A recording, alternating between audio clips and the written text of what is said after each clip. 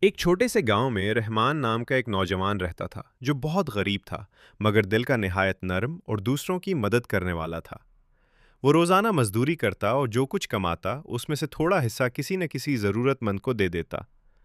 گاؤں کے لوگ اکثر اس کا مذاق اڑاتے اور کہتے کہ تم خود غریب ہو، دوسروں کی کیا مدد کرو گے؟ مگر رحمان ہمیشہ مسکرا کر کہتا، اللہ کے راستے میں دیا ہوا کبھی ضائع نہیں جاتا۔ ایک دن سخت گرمی میں وہ کام سے واپس آ رہا تھا کہ اس نے راستے میں ایک بوڑھے آدمی کو دیکھا جو پیاس سے نڈھال تھا۔ رحمان کے پاس صرف ایک ہی پانی کی بوتل تھی جو اس نے اپنے لیے رکھی تھی۔ اس نے بغیر سوچے وہ پانی بوڑھے کو دے دیا اور خود پیاسا گھر چلا گیا۔ رات کو وہ بھوکا بھی سو گیا کیونکہ اس دن اسے پوری مزدوری بھی نہیں ملی تھی، مگر اس نے اللہ سے شکوہ نہیں کیا بلکہ شکر ادا کیا۔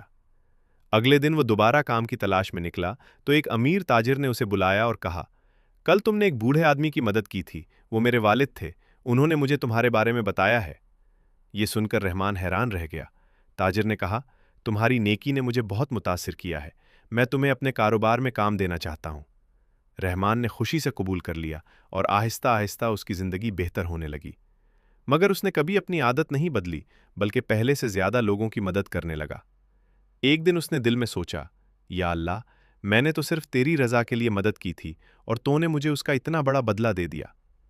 اسی وقت اس کے دل میں سکون اتر گیا اور اسے محسوس ہوا کہ اصل خوشی دوسروں کی مدد کرنے میں ہی ہے۔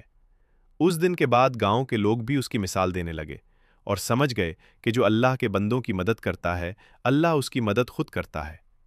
اس کہانی کا سبق یہ ہے کہ دوسروں کی مدد کرنے سے اللہ خوش ہوتا ہے اور ایسے بندے کو دنیا اور آخرت دونوں میں کامیابی عطا کرتا ہے۔